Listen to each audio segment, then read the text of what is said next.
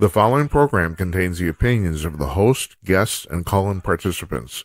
These do not necessarily represent the views of this show's distributors or sponsors. This program may contain obscene, profane, or otherwise objectionable language. Viewer discretion is advised.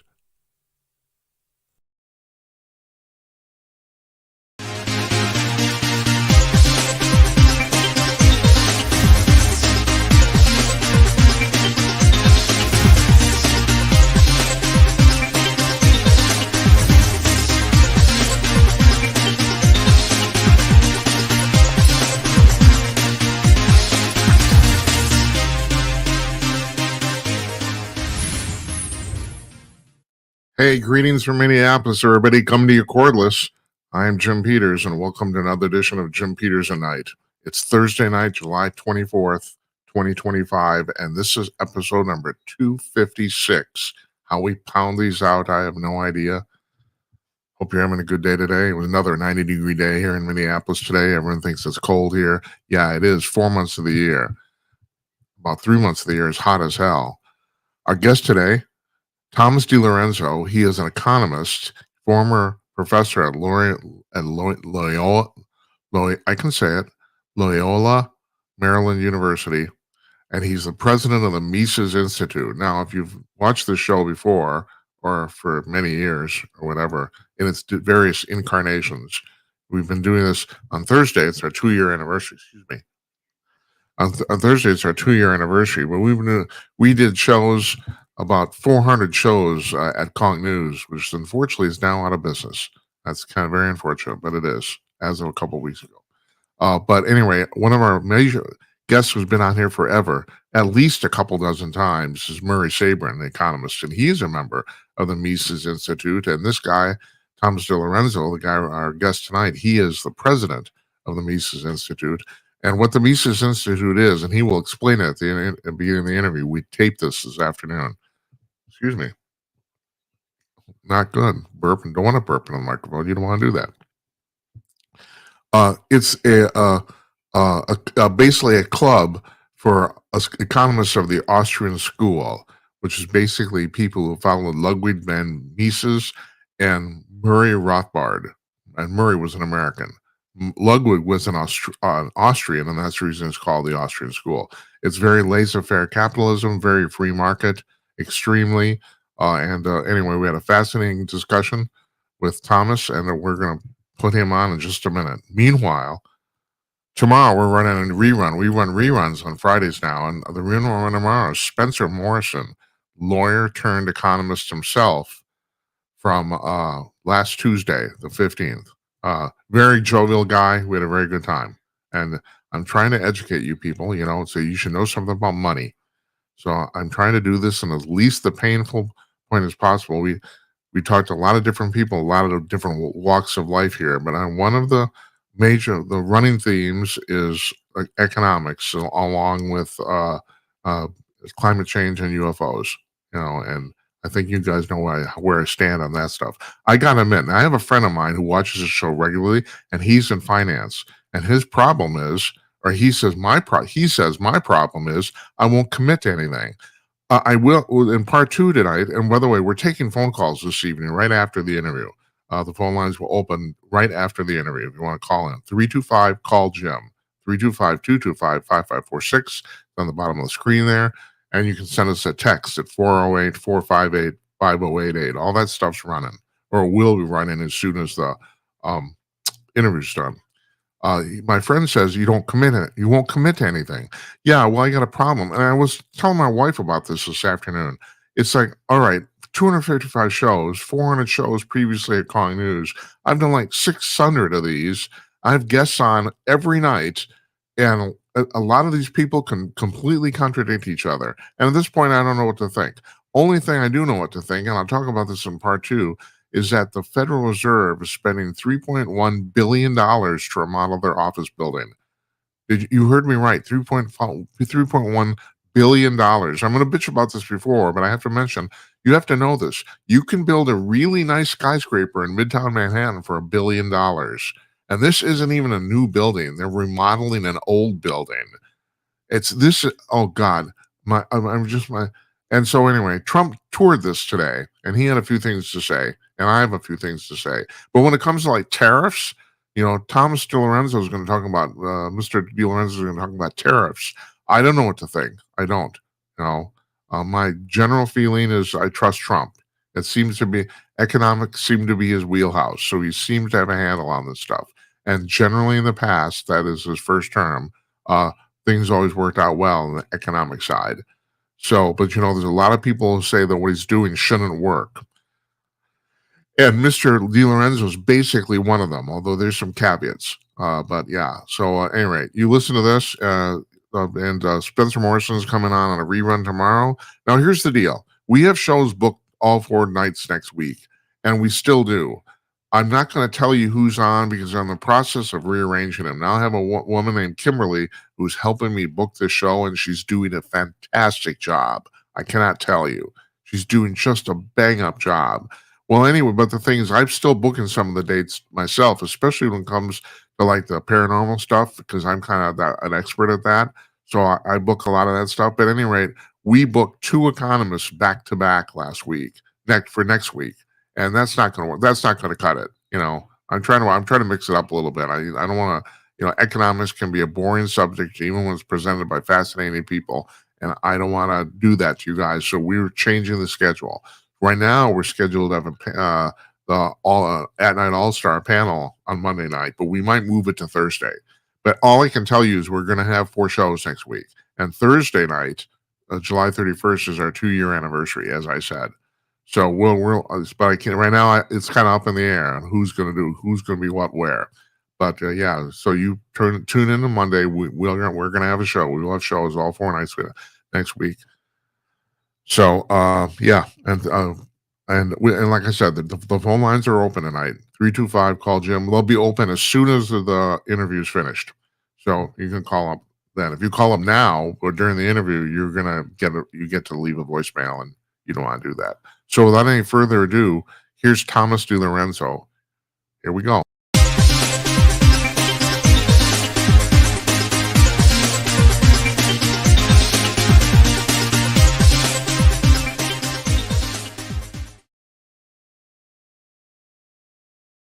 Joining us from his office in Auburn, Alabama at the Mises Institute, Thomas DiLorenzo. He's the president of the Mises Institute. Hi, Tom. Thanks. Hi, how are you? I'm good. Can you explain? Now, I was just telling you, we have one of your other members, Murray Sabrin. He's a regular guest on the show for many years now. He comes, he's actually even scheduled to come on next week. But could you explain to us what the Mises Institute is? It's an economic research and education organization that carries forward the work of Ludwig von Mises and Murray Rothbard. And Mises was the preeminent critic of socialism in the 20th century. He died in 1973, and he's the sort of the heir to a school of thought that came to be known as the Austrian School of Economics, because people like Mises came to America from Austria, and that name kind of stuck. It's free market economics. We study honest history. So we do. We just had a conference on the revisionist history of war, for example, with 16 speakers, and we're going to publish a book on it. And international peace is important also. And so we do some foreign policy research and writing, and a lot of economic education. Our website, Mises.org, is a tremendous resource to get a free economic education, very readable. Everything has to be readable on there, and you can download hundreds of books for free on our website. Yeah, we've linked to it before too. Both of my parents, I'm a first generation American. Both of my parents are from communist countries. Can you explain to me why socialism has suddenly become so popular? Because it's pretty obvious it's failed anytime it's been tried in the last 120 years. Yeah, well, it's popular among young people, and some young people. There are opinion polls. We're making generalizations here, so that's understood, right? But the young people who are taught anything about socialism are not taught anything about real socialism. They're taught about utopia. Then they read the Communist Manifesto about what utopia would be like, It is totally unrealistic, of course, and they're never taught about the reality of socialism, which basically is about using governmental coercion to impose one single plan, whatever that plan is, on a whole society. And you cannot allow democracy. In the end, you might start out with democracy. Even Hitler was elected under democracy in Germany, Right. but it will eventually has to evolve into dictatorship, because you can't have one social plan imposed on everybody when you know everybody's not going to want that. Everybody's not going to want to lose their freedom to a bunch of government bureaucrats and politicians. And so you have to use coercion. And that means that the worst kind of people will rise to the top in a system like that. The type of people who have the fewest qualms about abusing or brutalizing their fellow man to make it all work. And the students are not taught that in school. They're taught about the never land theory of socialism. And they're also taught, not taught very well in economics about what real capitalism is. I was a university economics professor for 41 years before I became president of the Mises Institute. And I would tell my introductory students, when you go to the local bagel shop or the local pizza shop, that's capitalism. It's mutually advantageous trade. They give you something you like, a good bagel for breakfast or a slice of pizza for lunch, and you give them something they like, which is the money in your pocket. And but every time there's some sort of big scandal or there's a crook who works for a bank or something, sort of the left in academia in America makes it out to be, well, that's what capitalism is. It's political connections and crookedness, and that's how you make money. But that's not true. And so education is big part of it. And then you have the Bernie Sanders syndrome of promising that government is Santa Claus and give you free stuff. And who doesn't want free stuff? And that's what a lot of people think socialism is. We get free stuff, but there's no free lunch. There's no such thing as free stuff. Somebody has to pay, and it's us. That's who has to pay. Thomas, and the reason I have you on the show and other economists is because that very thing you brought up about the fact that we live in the most capitalist country in the world, and yet the vast majority of people in America don't understand money. And I find this just kind of baffling. They understand, you're right, how to buy a pizza, but they don't understand like where the money comes from, where it's going, how it's distributed. No one seems to understand economics. Yeah, well, no one understands when you see somebody who makes a lot of money, like Jeff Bezos, who's been in the news a lot, the founder of Amazon, a very, very wealthy guy. Well, he doesn't just get that money and build yachts out of it. He has it invested in businesses all over the country and all over the world. And all that money is used is borrowed by somebody else and used as capital to create new businesses and new jobs. And so the more people like Bezos, the better, as far as I'm concerned, as long as they make their money by producing things that people value very highly, and people obviously value Amazon very highly. Look how successful it is, and that's a good thing. But politicians, it's very easy for politicians and left-wing academics to appeal to envy. So one of the 7 deadly sins, according to the Catholic Church, envy. And that's why people are always suspicious of people who make a lot of money. Yeah, it is the thing about the rising tides raises all boats. But yeah, I'm glad you brought that up, because I was going to bring that up too. Envy does play a big part in this, doesn't it? I mean, it sure does. It sure does. That's and when you look at it under socialism, it is wherever any country has been practiced. You got the political elite is wealthy. They take a hold of the government. They confiscate. They steal. They pay themselves exorbitant salaries, and they do very well. And everybody else suffers. Everybody else is impoverished by socialism, because it is economic poison for the common man and common woman. But the people who run the government do very well. When Chavez from Venezuela was the dictator years ago, after he died, you could read stories in the Wall Street Journal of his daughter having a net worth of something like $11 billion, and she was young. She was in her 30s. She wasn't one of the inventors of Apple Computer or Oh, anything like that, but she's a billionaire. no crypto, no Yeah, AI, yeah, nothing. no, she wasn't in on crypto at day one or anything like that. Right. Right. I've heard that that Vladimir Putin is actually the richest single man on earth. Is that true? Do you know? Oh, I don't know that, but I used to tell my students that Joseph Stalin in his day was the richest man on earth because he basically owned all of Russia. He was a Right. dictator of Russia. And so, yeah, who's richer than that? Thomas, when did you retire from teaching? I retired from teaching in 2020, and then the president of the Mises Institute resigned, and they reached out to me to come to Auburn.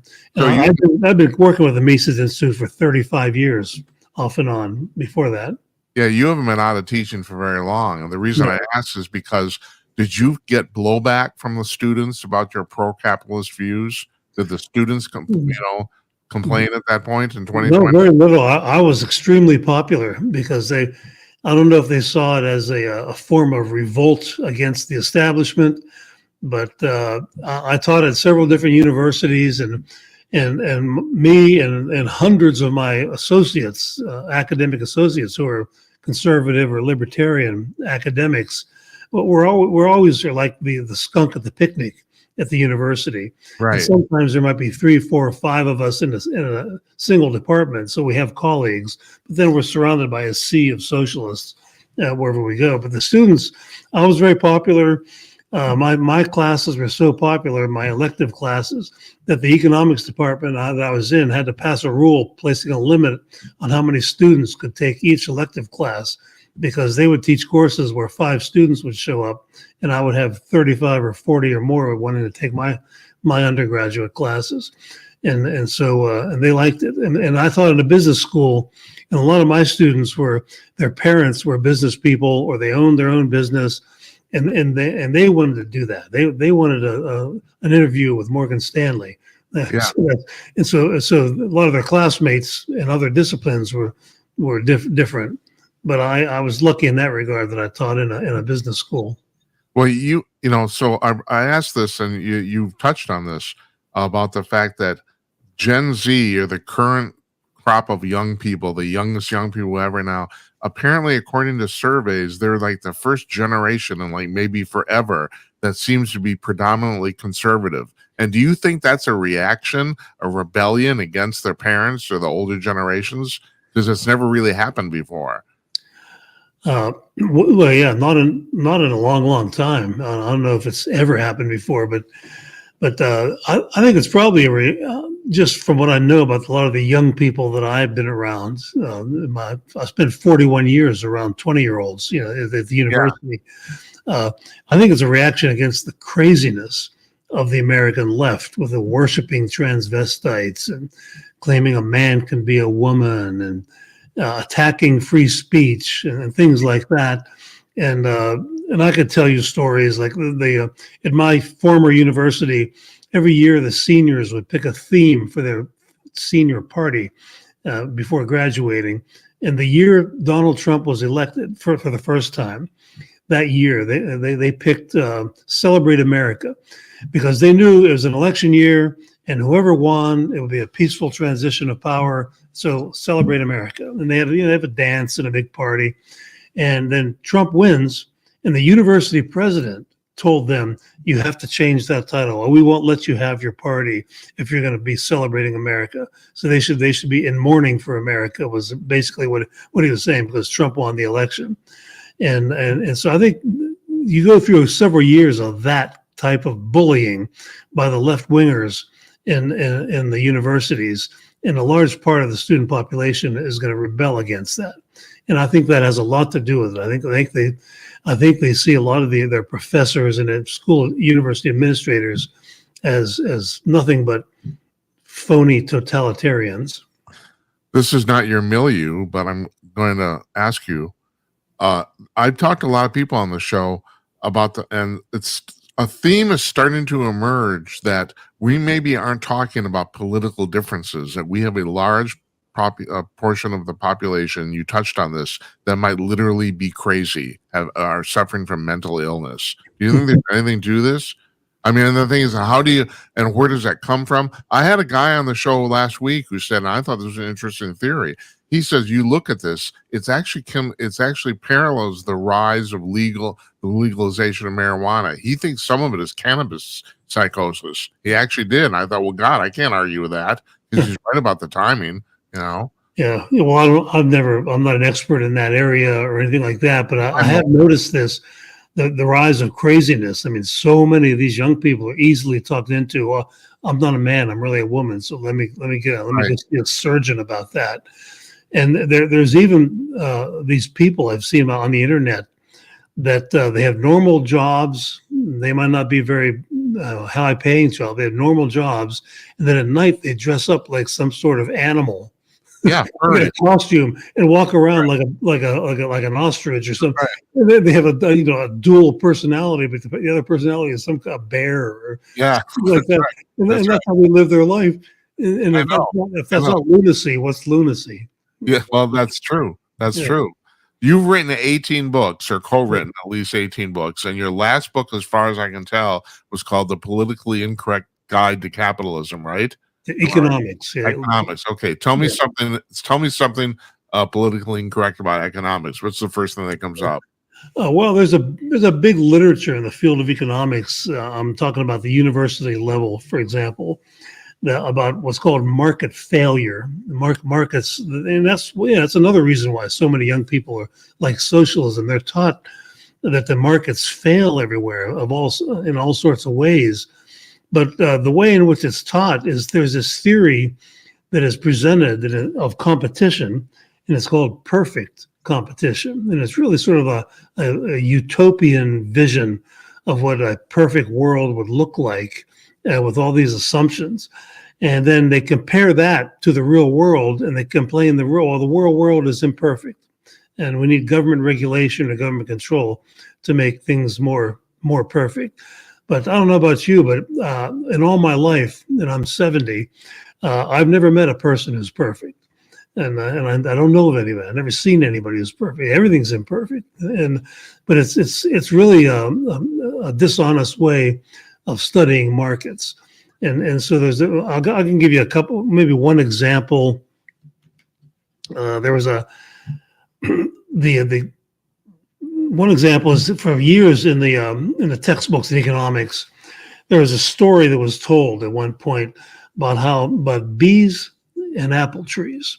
And the story was that the bees, the bees pollinate apple trees, and that's good for the apple tree farm owner because he gets more apples. And at the same time, the apple blossoms nourish the bees, so you get more honey. And economic theorists said, but wait a minute, you're going to have too little honey, not enough honey, and too few apples, because there's no economic incentive for this to happen at any large scale. And so there's a market failure. The market fails, and therefore the government needs to subsidize beekeeping. And that was in all the textbooks, the stories. Nobel Prize winners wrote articles like this. And then there was a professor in Washington State, at the University of Washington, where they grow a lot of apples, Washington State. He did an investigation of the actual apple industry and the beekeeping industry, and he found that for generations, the beekeepers and the apple orchard owners had written contracts, very specific, saying things like, when the blossoms are in bloom, you bring your beehives next to our apple trees, and we will pay you so much money. When we're going to spray pesticides, we'll give you 2 weeks warning so that you can move the bees out of there and doesn't harm the bees. So they took care of all that problem very well because there's money in it. And so there's all this literature in economics about how business people are too darn stupid to make money in situations like this, but they aren't. There's, other economists have come along and said, "Oh, wait a minute. If there's a buck to be made, somebody's going to find out how to do it eventually," and that's how markets work. But they base these theories on some stylized theory without even investigating the real world. So I have quite a few stories like that in my book, The Politically Incorrect Guide to Economics, about how people are taught these incorrect things, and they all tend to be biased in favor of more government intervention, more regulation, more taxes, more subsidies to fix the imperfect marketplace. and there's very little discussion of how imperfect politics is, which is far more inefficient from an efficiency perspective than the private sector. Thomas, if you stop and think about this, I think this is one of the problems that the socialists have, is the invisible hand is completely counterintuitive, and yet it completely works. People self-organize, but it is hard to for people, especially if you're a control freak and you don't trust people in general. It's hard to just let people go and let that happen, but it does happen, and people have a hard time accepting that. Yeah, well, there's a famous essay that your listeners should read if they're interested in. It's called I, Pencil. Pencil. Oh, yeah, right. Leonard Reed. Right. I did a stylized version of this in my classes when I taught Econ 101. And I would announce to the class that of the people in this room, I was maybe 35 students. I said, I would tell them it's humanly impossible for us to make a pizza from scratch.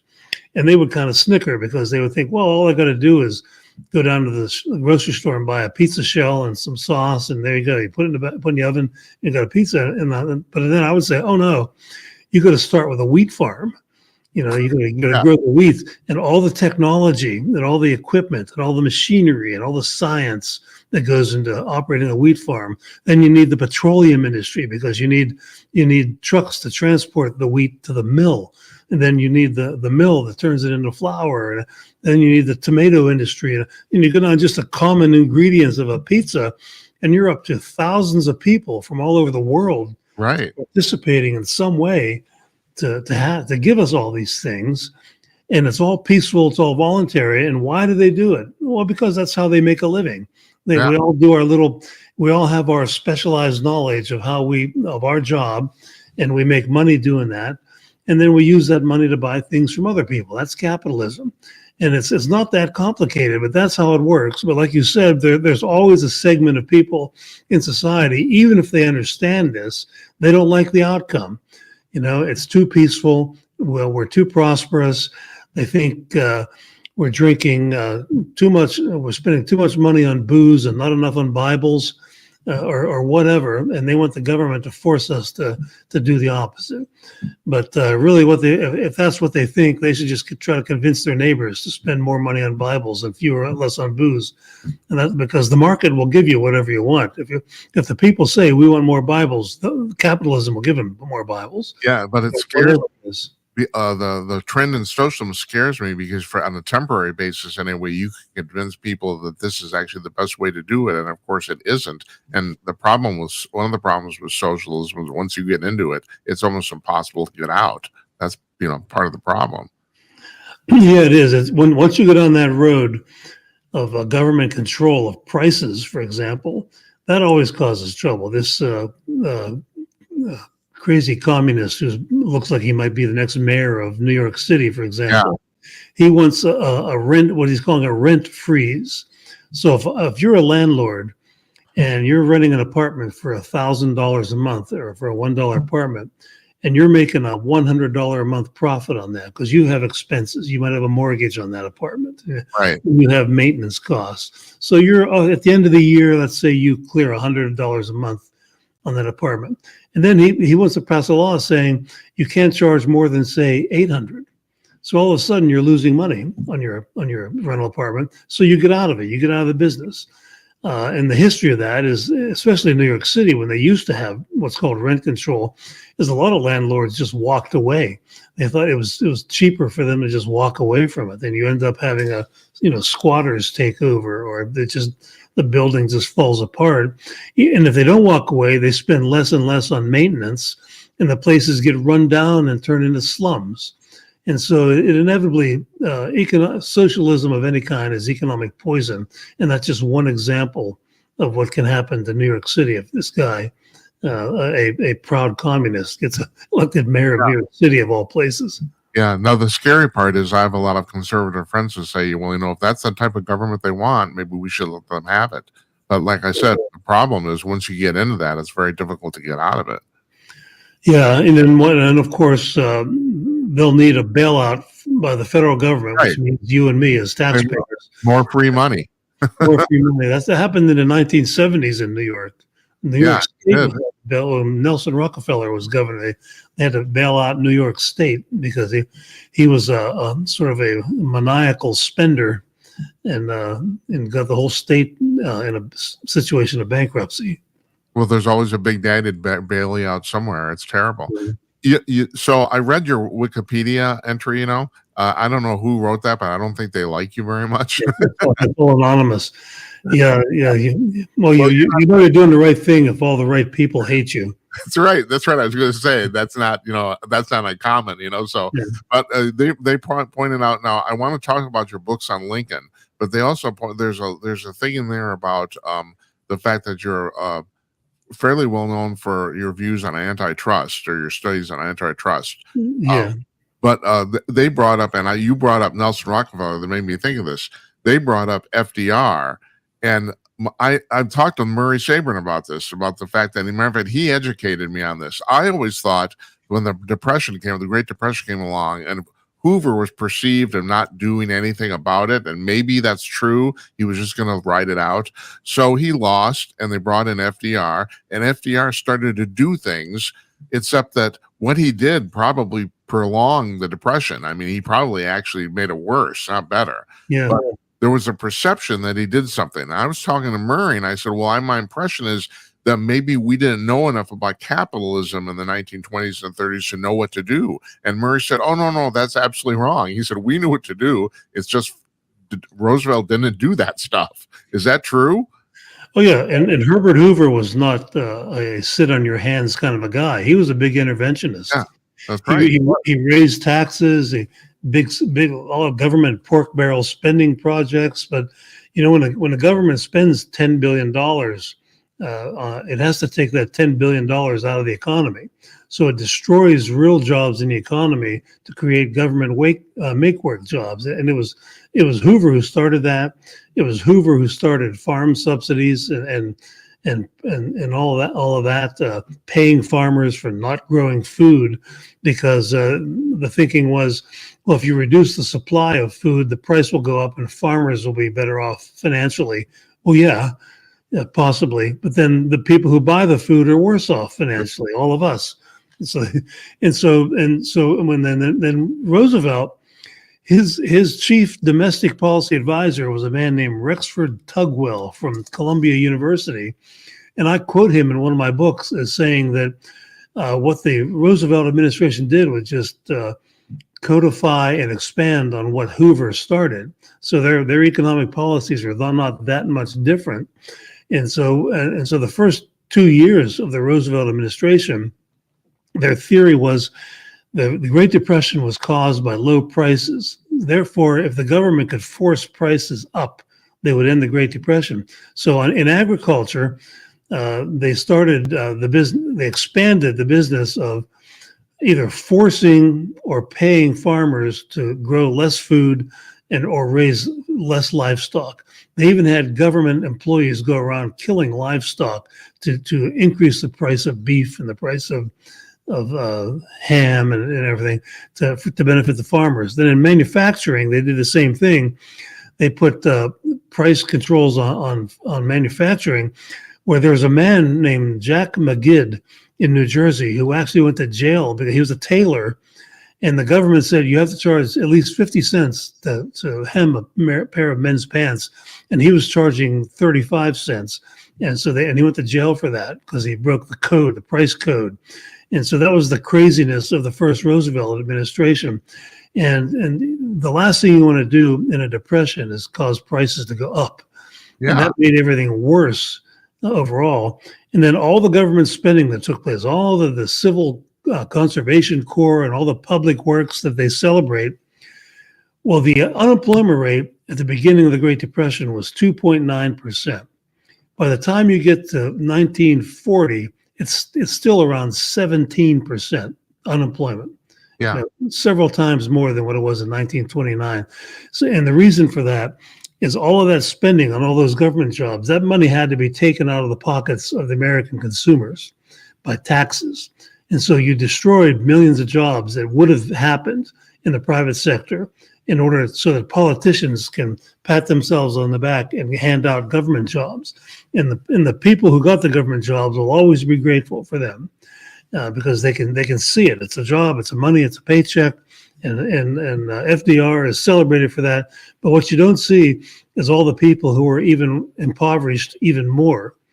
You know, when all these, for example, when they started making the farmers grow fewer crops, well, the sharecroppers, many of whom were the grandchildren and great-grandchildren of slaves, were starved. They're impoverished because they're the ones who were running the farms.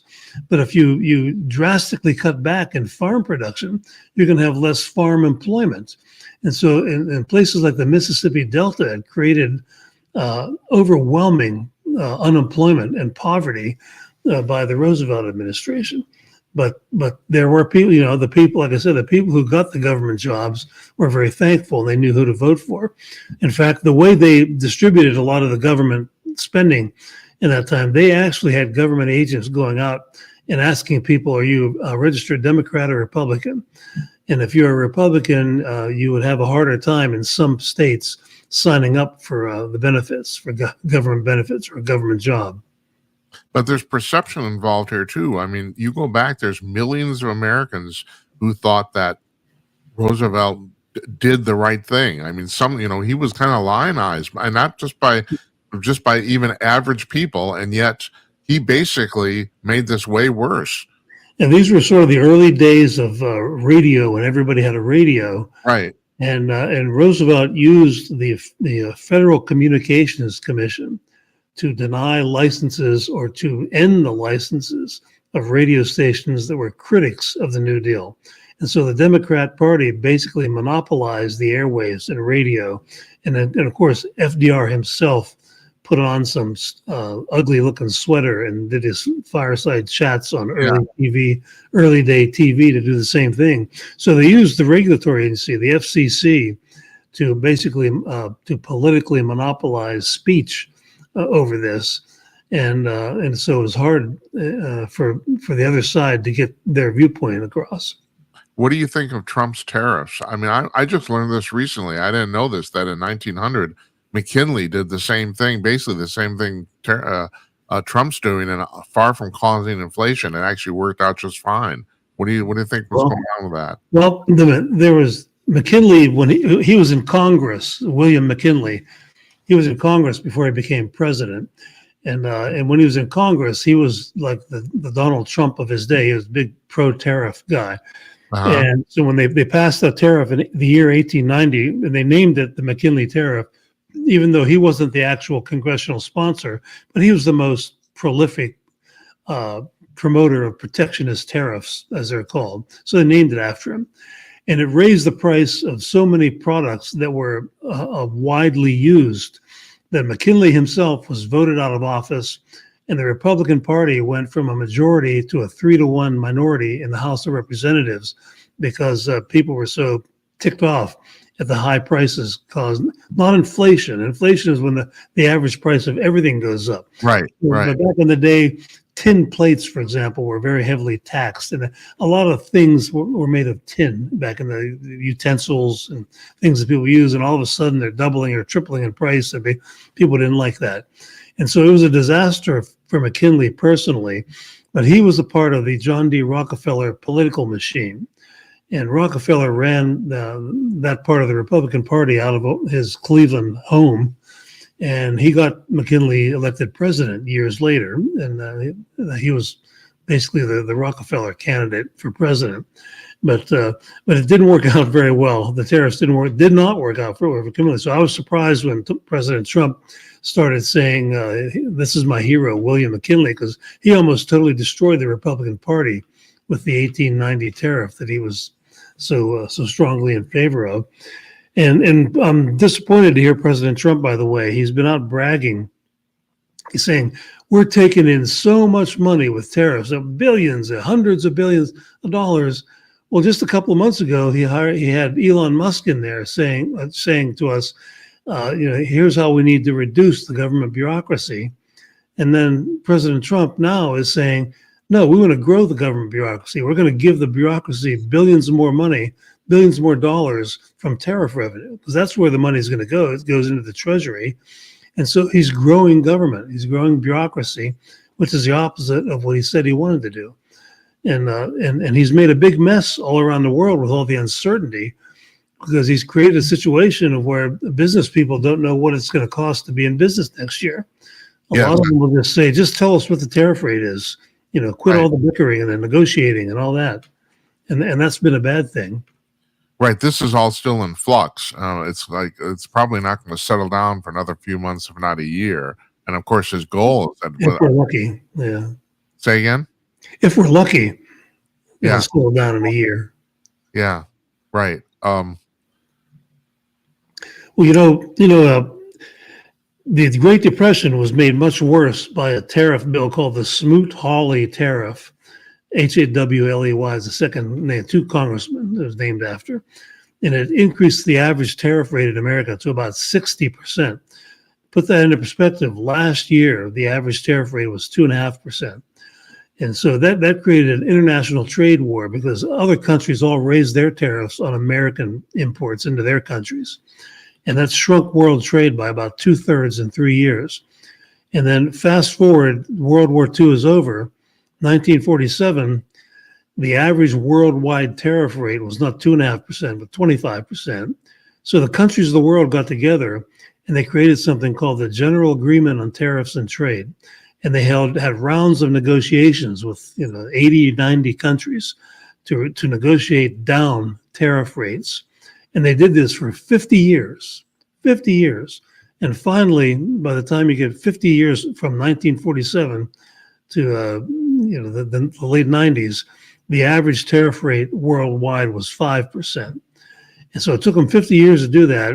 And it's a little alarming to think that President Trump, if he keeps going this way, and if he ignites an international trade war, he seems to think he can do the same thing in maybe 5 days.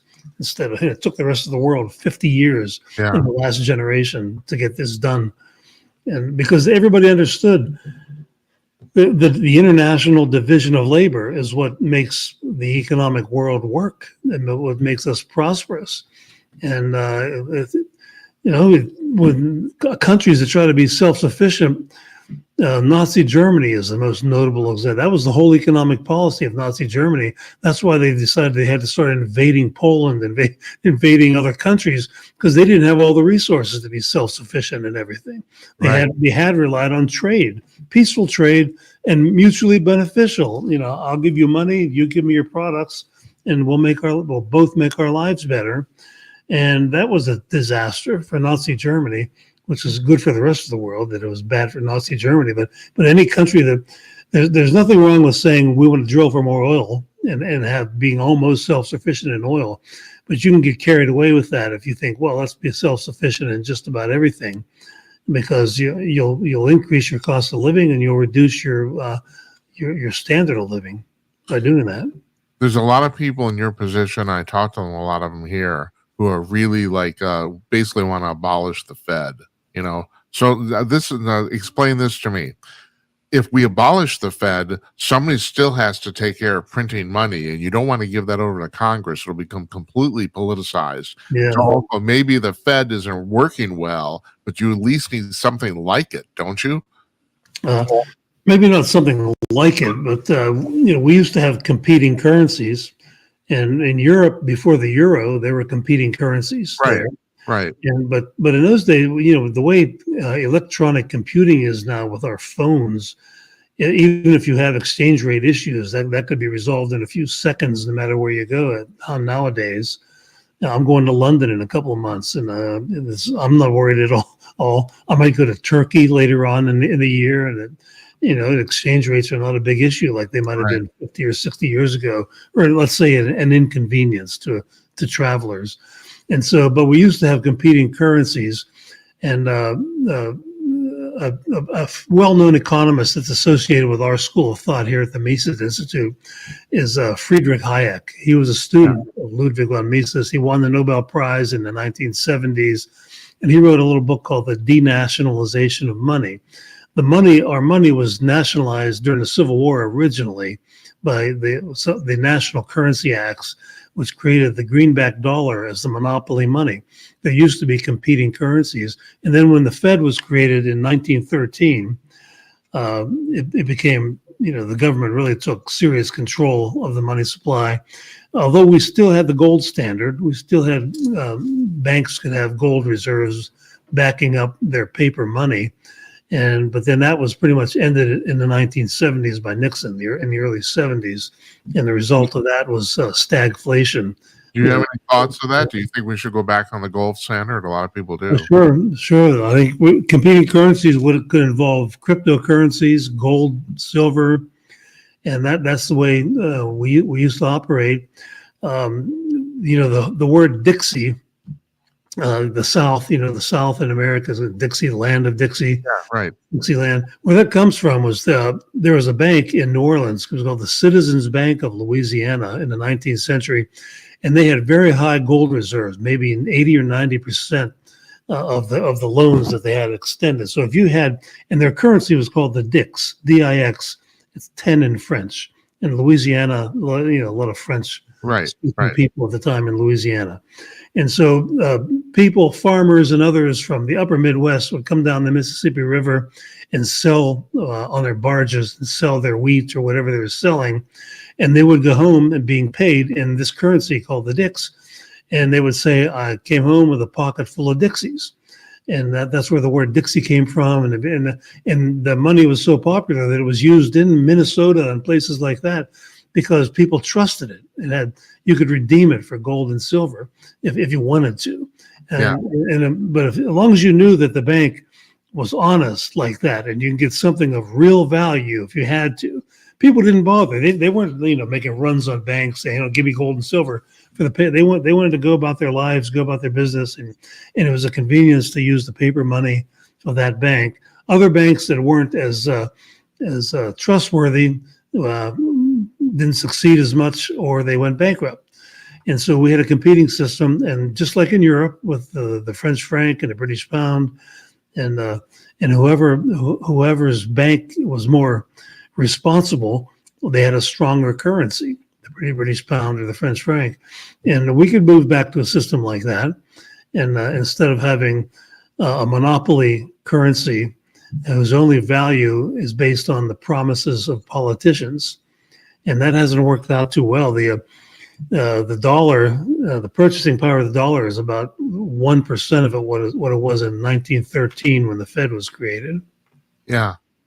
So I'm about the same age as you, and so this crypto thing, So and also I'm a computer programmer, and Bitcoin started in 2006, and I thought, well, this is the stupidest thing ever. It reminds me of the tulip craze in the Netherlands in the 1600s. There's nothing to this, and the thing is, it's been almost 20 years now. There's still nothing to it. But I had a caller on the show, and he did a very good job basically convincing me on why this is now legit. So you tell me, is this legit? Well, millions of people apparently think it's legit. They're investing in tiny little fraction of a Bitcoin. Hundreds of thousands of people were buying tulips too. It's like that. There's, it's neither a currency nor a commodity. It's neither one. Yeah. So what is it? So my caller friend, he said, well, it's a place where you can internationally stash money, and he said that's its value. So what do you think of this? Well, that's going to become more and more important as the American state continues to implode, and fewer and fewer people trust it. What's going on today with the Epstein thing and all that. I mean, even Trump's people are all questioning him now, like, hey, what's the problem here? And as a lot of his promises, he's not keeping. He wanted to visit Fort Knox, didn't do that, and so he makes all promise after promise, and he's not doing a very good job at keeping them. And so I think that was why one of the big things about the cryptocurrency at the beginning. It's a way of doing business without being Yeah, relied upon by the state. right. And of course, people always say, "Well, criminals use cryptocurrency." Well, criminals use dollars too. There's True. always money laundering and all that. Well, That's honestly, nothing new. there's the opposite of that, and that is this stuff called stable coins, which are actually attached, which are pegged to the dollar. And then the point is, well, what's the point of that? If you might as well, we might as well just use dollars. I mean, I don't understand. Can you Yeah. explain Well, this? so far, the crypto is it really doesn't succeed as a store of value. It's so volatile that it's not like gold is a great store of value. If you have some gold in your portfolio, that's a good thing. But I don't know of anybody who would say, yeah, I'm pretty conservative as investors, but I'd like to have some cryptocurrency in my portfolio. Nobody is saying that. And that's one of the definitions of money. It has to be a medium of exchange, store of value, and a unit of account. Unit of account meaning, this costs $10 or this costs $2. And you can do that with crypto. It's a medium of exchange, but it's not a very good store of value. You wrote a book called Hamilton's Curse. What is Hamilton's Curse? Well, there's a book that came out called Hamilton's Blessing by John Steele Gordon. And it was kind of annoying to me at the time because Alexander Hamilton once said that the public debt could be a national blessing. But what he meant by that is he thought government was way too small. When the Constitution was ratified, he called it a frail and worthless fabric because it did not allow government to be as big as he wanted it to be. And so, and the reason why he saw the public debt as a blessing is he said, these are what he said. I'm not making this up. He said that the wealthier people of the country would be the ones who would own government bonds, the debt. And so that would guarantee that there would always be an influential voting bloc and a political bloc in favor of higher taxes and bigger government to make sure there was always enough money in the treasury to pay off the principal and interest on their bonds. It's very Machiavellian, very, very political. And I thought, well, I'm going to write a book criticizing Hamilton. And Hamilton, I knew from my education that Hamilton was what was known in his time as a mercantilist. And mercantilism was basically the British system that had a series of policies that favored businesses over their customers, protectionist tariffs, what we today call corporate welfare, a national bank like the Bank of England that would subsidize politically connected businesses. That's what Hamilton was in favor of. And it was the same thing that they just fought a revolution against. They fought a revolution to escape the British mercantilist system. Right. And Jefferson and the Jeffersonians opposed him on this. And so I wrote a whole book called Hamilton's Curse, explaining this whole story of the economic differences between the Hamiltonians and the Jeffersonians on all these economic issues. So you've been in this for a long time, and you've studied this. But the thing that fascinates me about Hamilton's point of view is that is this a personality thing? Some people just want government to be big, and I don't understand it. Yeah, it seems irrational to me. Yeah.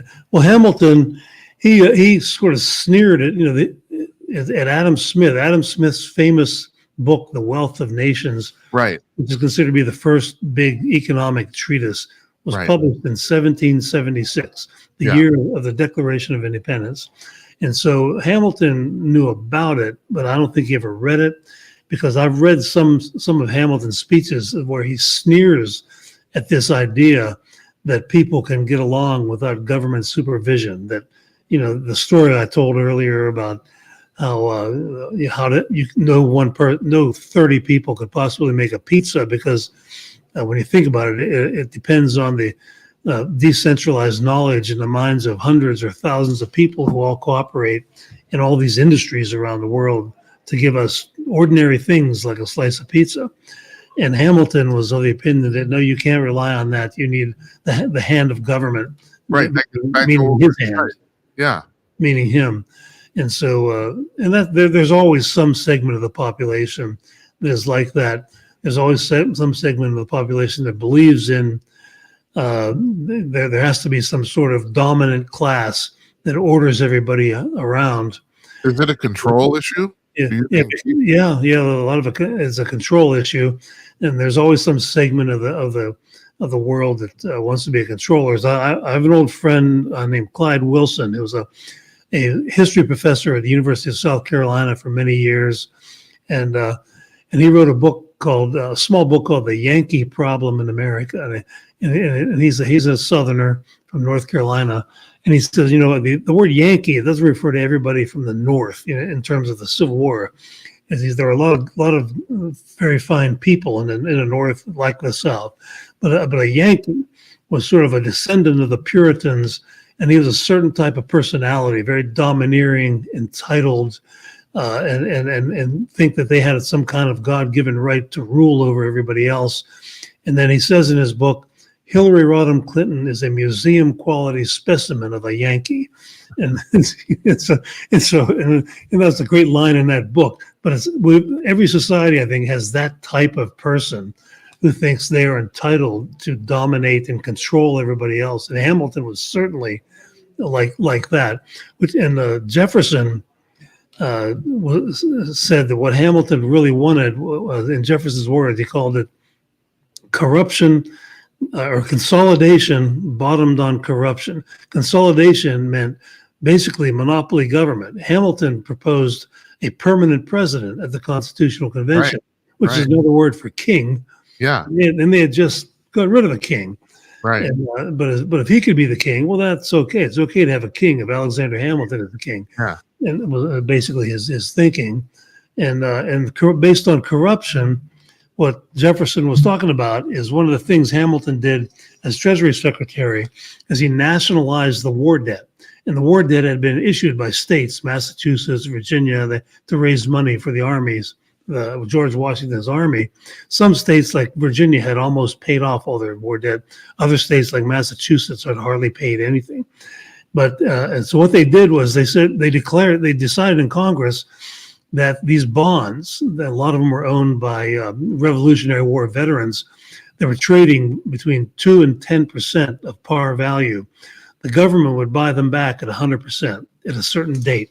And only the insiders knew this. There was no internet back then.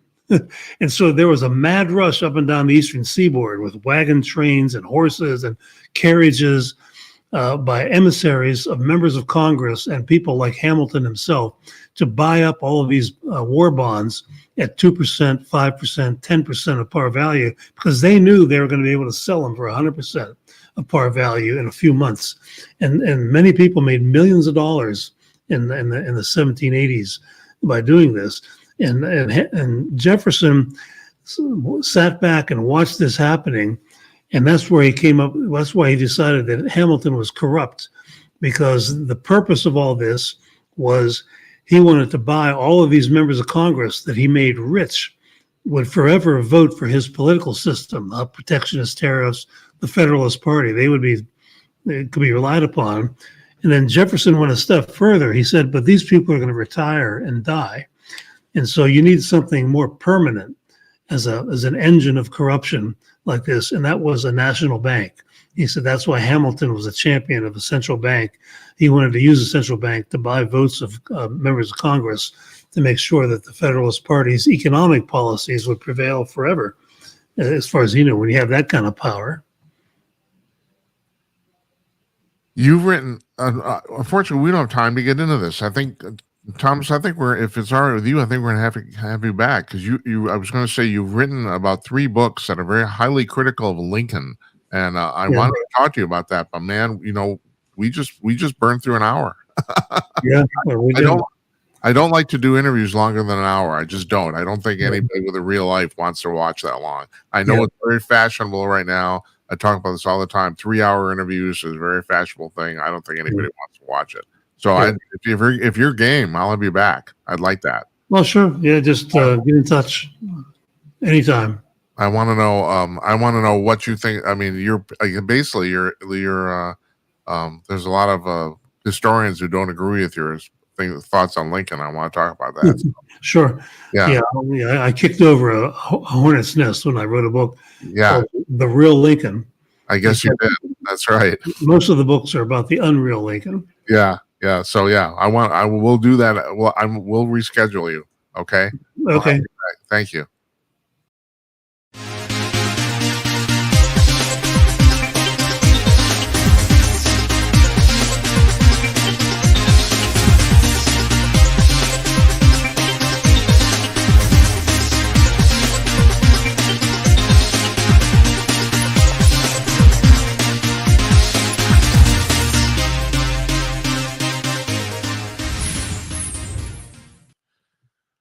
Thanks to Thomas DiLorenzo.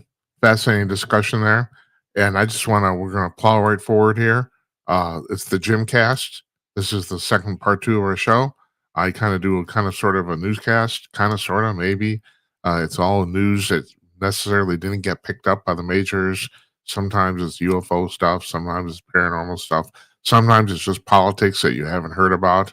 And I'm the first story here. We're going to talk about you maybe have heard about, but I got to talk about it. And first of all, the phone lines are open. You got a ticker on the bottom of the screen there. That's the telephone number. 325 call Jim, 325-225-5546. Or you can send me a text on the side screen here. That's 408-458-5088. Call up. Seriously, here's the deal. You're the guest. I interview people. That's what I do. And I'm happy to interview you. And if you need something to talk about, I put this in the description today. And I've been thinking about this for a long time. Yeah, we can start with the weather. That's fine. I've always said that small talk is a lubricant of life. People put down small talk, but it's just makes people friendlier. I don't know. It's pointless crap. It is. But still, people like to talk and like to communicate with each other, even if it's about nothing. And so, yeah. And, if you watch this, I'm great at talking about nothing. But not tonight. First thing up. So President Trump visited it's not new, the Federal Reserve building that they're remodeling under Jerome Powell's leadership. It's costing $3.1 billion to remodel this office building. Now, did you hear me right? It's one office building. They're not rebuilding it. They're just remodeling the interior. $3.1 billion. For the president, and especially because the president is a builder by trade, he had to go see this monstrosity, and he did. And so I'm watching this live on Fox News this afternoon, and I have to tell you, I'm not the only person to comment on this. The body language between the president and Mr. Powell standing right next to each other was frankly hilarious. It's plainly obvious these two guys are not getting along. And this one thing I do love about Trump. He referenced it. He did not try to put the knife in and turn it or anything like that. But he basically said, we have our differences here. And some reporter asked him, he said, "Are you going to bring up, the interest rates?" And he said, "Well, not today." He said, "I don't want to make this adversarial." And so no, we're not going to talk about the day. We're here to talk about the office building. And apparently, this construction project was authorized by the Biden administration under Powell's leadership and guidance. And apparently, Powell is driving this, and it's going to be a fucking palace. I mean, Jesus Christ! I was thinking about today. It's like the Reichstag building that the Nazis built in Berlin in 1939. Which was basically kind of like a Capitol on steroids. I don't know if you've ever seen pictures of this. It was an unbelievably luxurious building. And that's what this reminded me of. It's like, the whole building is under construction. It's like they did walk through it. The cameras walk through it. You can't really get an idea of what's going on. But Trump said, he said it's going to be luxurious. Do we need, okay, I'm not one for squalor or even smart, people have to want to come to work. You don't want to give them a really drab experience. I understand that.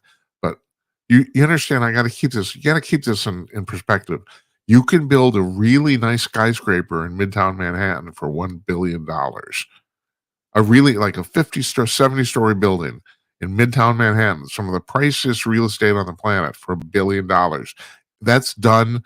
That's the kind of the going price for that now. Actually, you can build a really nice building, maybe 30, 40 stories for $500 million. This is 3 times that much, and it's not even a new building. They're remodeling the interior of their old building, which they have to because it's on the National Register of Historic Places. So they can't tear it down. Matter of fact, I think they can't even like vastly alter the exterior. This is all inside. It's mind blowing. Here's a story that never really got picked up on the news. It did a little bit, which is a reason I know. It's from Trump's first term. He had the U.S. Embassy in Israel moved from Tel Aviv to Jerusalem. Everyone know about that. You know, that was planned for like 30 years, but he finally pulled the trigger. So he gets a call from the embassy in Israel. How's it? You know, we're going to construct a new building. How much? $1 billion. And Trump says, that's nuts. He says, I know how to do this. He said, send me the plans or whatever it is. Well, they built a very nice building. I haven't seen it, but Trump says it's a very nice building. I'm sure it's not luxurious, but a very nice building for $20 million. And he saved the American taxpayer $980 million in one construction project. Because the problem with the government is that, you know, it's like they will spend any money you give them. And of course, they want to spend money they don't have, which I could make an argument about the fact that maybe the way to feed the beast is to starve it. You know, it's like it's never enough money, never. I think this example is particularly egregious. $3.1 billion to renovate an office building. That's just nuts. Totally freaking nuts. And people, well, first of all, he got asked today point blank by the reporters. You know, he obviously as always, he did an impromptu press conference, and he was asked, "Are you going to fire Mr. Powell?" And he said no. And it appears he's not going to at all. It appears that is not in his plans. Powell's term runs out in May. He's very obviously not going to be reappointed. That's for sure. But it looks like the president is not going to fire him. But you have to understand, by law, his appointment, the president can fire the chairman of the Federal Reserve, quote unquote, for cause. And people said, well, you know, they're arguing about these interest rates. That's not cause. But I think wasting $3.1 billion on an office building is cause. I think Powell should be fired for this. We can talk all you want about the interest rates. I mean, that's highly subject to opinion. But this is bullshit. Now, and here's the other thing too, folks. You have to understand this. Technically, the U.S. taxpayer does not pay for this. The Fed is completely self-funded, supposedly, directly, but it's running in the hole right now. It does not have any assets. It's in debt. So they had to take out a $3.1 billion loan to pay for this. So God, who's going to pay for that? You know, it's like, it's all so much bullshit. It's mind-boggling. God almighty, it pisses me off. It's like for an office building. Well, it's like, you know, what do they have concubines in there? Like, what is going on? God, I don't know. Just really, you know, like I said, at the top of the show, I got a friend who says, you know, Jim, you never commit to anything on the show. Well, you know, he'll admit I commit to the UFO thing, I commit to the climate change thing, and I do. Those are important to me. But I have people on the show; they're always telling me all sorts of stuff, and some of these people completely disagree with each other. And generally, I don't know what to think. The interest rates, I'm guessing Trump's right, but I don't really know. The tariff thing, I don't know. You heard Mr. DiLorenzo here talk about it. You know, he's basically thinks that Trump is screwing this up, but so far so good. I don't know. It seems to be working, you know, more or less. I mean, that's the thing. Nothing's perfect, and DiLorenzo himself alluded to this. You know, the fact of the matter is, socialists want a perfect world. It's never going to be that way ever. You know, capitalism is an extremely flawed system, but it's less flawed than all the rest of them. So, geez, I don't. But this really gets to me. I think Powell should be fired for this. Hell with the interest rates. He should be fired for this stupid office building. That's just bullshit. And the other thing is, okay, so the Fed is self-funded. Maybe they just like save the money. You know, Trump proved in Israel that you know they built the building for $980 million and they wanted to. Apparently, he says it's a perfectly fine building. I'm sure it is. Same here. You could remodel this building probably very nicely for $50 million, but 3.1 billion and how many? It's like $50 million. Well, that's 5% of 1 billion. So it's like that would be like 2% of 3 billion. It's just, God, I don't know. I can go on about this forever. I'm not going to. Joy Behar predicted on The View, and why is that on television? Can anyone explain that to me? And not only that, people say it doesn't get good ratings. Actually, it does, or at least they're not bad. 2.5 million people a day watch that. More people watch The View than watch Stephen Colbert's show. Now I mentioned this in a previous show. Here's a real kicker. Twice as many people watch The Price is Right in the morning on CBS than watch Stephen Colbert's show. More people watch Let's Make a Deal. I'm one of them. I admit it. Got to look at Tiffany Coyne, see what she's wearing every day because I'm an old pervert. Okay. All right. More people watch Let's Make a Deal than watch Colbert's show. I mean, it's really so. No, The View actually does okay, and that actually bothers me. Who's watching this? It's like, God. Anyway, she says she's predicting that Fox News will end up taking down Trump. Will be Trump's swan song, mostly because of this Jeffrey Epstein thing. And no, I am astonished at how these people in the media in New York City are so out of touch with what the general public thinks. It's mind-boggling, which is the reason I have to tell you, I lived in Los Angeles for a while. My entire life, I wanted to live in New York. The closest I came, and for several years, I had the use of a friend's apartment in the East Village, and I did come and go.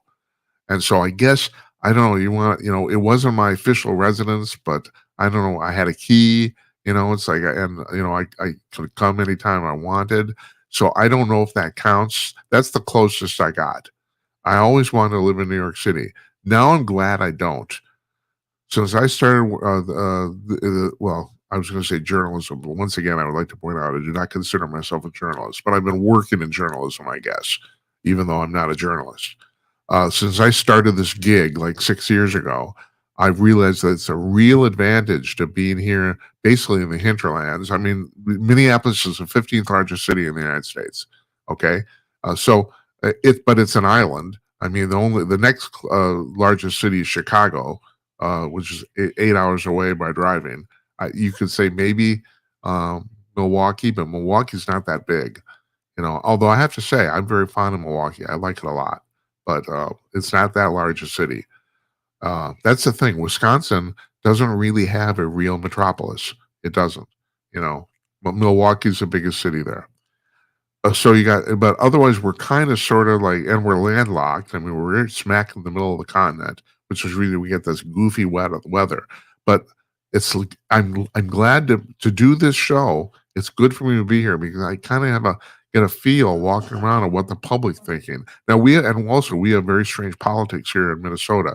This was for the last 30 or 40 years a Democratic stronghold, and what's happening now is that the city, well, this is true of most places, the city is still a Democratic stronghold, but what's called we call outstate, the people not in the Twin Cities, which makes up the Twins. There's 5 million people in Minnesota. 3.5 million of them live in the Twin Cities metro. The other 1.5 million live out, and those people are becoming more and more conservative all the time. And it's becoming a local problem. But at any rate, I get you just get a different feeling from living in the bubble in New York City or Los Angeles. And I've lived in the bubble in Los Angeles, and I've been to New York enough to know the bubble there too. And I'm glad I don't have to. I mean, Joy Behar's this. It's hard for me to say this woman's crazy, but she's certainly completely misinformed. Totally. No, she might understand what her friends and her neighborhood in New York City thinks. She might understand that, but then you have to understand too that Manhattan is the single most liberal place in the whole United States. 92% of the people who live in Manhattan identify themselves as Democrats. 92%. There's 500,000 people who actually live there. 10 million people work there every day. Although I don't know, since COVID, I don't know if how many of them actually came back, but at any rate. But she thinks that this whole Epstein thing is going to bring Trump down. No, it's not. No, although it is going to, I mean, there's going to be some tussle about this for quite a while. Now, last night, I gave you my theory on what's going on here. It's not really my theory. This is Nils Gravelius, who was on a couple nights ago, earlier this week. He said this, but the thing is, I've heard other people say this too. First of all, I have to tell you, Bill Walton, who came on 2 weeks ago, really highly connected guy. He was on the Trump transition team in 2016. He's been the CEO of a bunch of big companies, extremely well-connected guy. He said that his network was telling him that Jeffrey Epstein actually worked for Mossad. And that's been floating around all over the place. I don't know if you've heard that. You know, at first they thought the CIA, but now, no, he was working. And of course, Mossad is Israel's version of the CIA, but he was working for Mossad. Gravelius is floating the idea, which I've also heard from other people, but it might be more plausible. And that is Ghislaine, what's her name? Ghislaine Maxwell? No one can pronounce her first name. I don't know how to pronounce it. We'll say Ghislaine, all right? That Maxwell, that she was actually the brains of the outfit, and Epstein was a front, basically. And that one makes sense because if you know her family history, her father was Robert Maxwell, and he was a big publisher in the UK. And also, he died under very mysterious circumstances. And it turned out when he died, I think he was 68. He fell off his yacht, and apparently it was an accident. He doesn't look like he was pushed, and it does not look like he killed himself. He did actually fall off the yacht and drowned. Well, or actually, the coroner said he probably had a heart attack and fell off the yacht and drowned. But that's what happened. He was 68 years old, and when he died, it turned out he was massively personally in debt for hundreds of millions of pounds. That's not even his businesses. His entire business empire essentially collapsed on his death because he wasn't there to spin the plates, you know. So, and also, he had a history of essentially fraud. So she grew up in this environment, and you could make a good argument that maybe Mossad pointed at her, you know, or the CI or somebody. Anyway, that was Gravelius, who's a private investigator by trade. That's his theory, and I think he might be onto something. So I don't know if we're going to figure this out anytime soon. Once again, I said there's no client list because no criminal that organized in their right mind would keep one. There isn't. Although Alan Dershowitz, who was fingered by Jeffrey Epstein or somebody about being involved in this, and apparently he was not. But he said he has seen the client list. He said it does exist, and he's seen it. So God no, who knows, you know. But Dershowitz pointed out, rightly so, that they can't release it. Now, just yesterday, a Florida judge ruled that they can't release the stuff from Jeffrey Epstein's 2003 Florida trial for pedophilia, for sex trafficking. They can't release that is bound. And she said the quote was, my hands are tied. She said, I can't do it legally. So, you know, and that was a really weird thing because here he got, you know, he was convicted of prostitution and trafficking minors, all this sort of stuff, and he basically got a slap on the wrist. And the AG of Florida at that time, whose name I cannot remember, said that he had no choice, or the whole thing was just odd, and there was a clear implication that somebody else from behind the scenes was actually controlling the sentencing. And Epstein might have done a little time, like 6 months or something like that, but basically he got off, basically, for you know, not something that normally would have landed him 20 years in jail. He basically got off. That was 2003. So who knows? But Behar doesn't know what she's talking about. That's all I'll tell you. No, it's not going to bring down Trump. Not at all. It's not going to cause a rift in MAGA. That's not going to happen either. No, it's not. So. And of course, meanwhile, And I said this last night, although this is, it's amazing. We got all sorts of stuff going on in the world. You know what the press is talking about? Colbert and Epstein. That's what they're talking about. So, and this was David Strom, our friend at Hot Air, wrote a column today about the fact that he thinks that now Colbert's are going to be around for another 10 months, even though they have, he's going to be relieved of his duties in 10 months. But Strom thinks he's going to try to get fired. And I said last night, I still hold to this. This Skydance merger with the Paramount Global, if that happens before the 10-month period, if it happens during that period, I predict that Skydance, once they actually take ownership of CBS, will fire him immediately. That's what I think.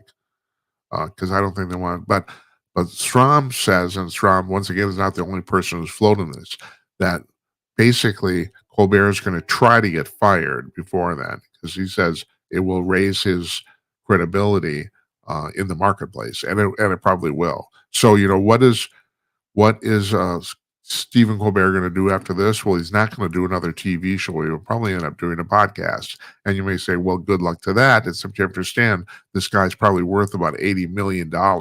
So he can afford to hire a few people and do some promotion and advertising to promote it.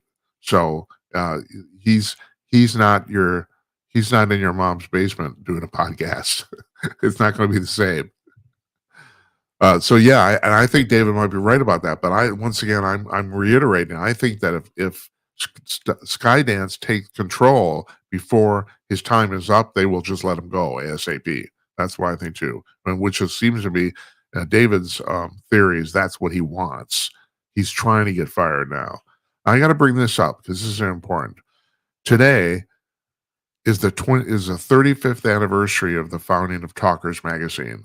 Now, our friend Michael Harrison, who's been having some health problems, unfortunately, I asked him to come on our 2-year anniversary show, and he said he couldn't do it. But he's founded Talkers magazine 35 years ago today, and of course, it started as a printed publication, like most of these things do. It was the first trade publication for talk media in the United States. So, and it's still easily one of the best. Talkers.com, you can read it. It's this is all inside baseball stuff, so you might not like it or enjoy it unless you're obsessed with the media. But they're still running before this show started. 2 weeks before it started, they ran a very nice blurb on it. It was very nice of Michael to do that. I have no idea how I befriended this guy. I really don't. It happened at Conk News. He started coming on our show. I mean, he's been on here about a half a dozen times now. So I just kudos to them and him, and I hope he's doing well. And congratulations! It's quite a milestone.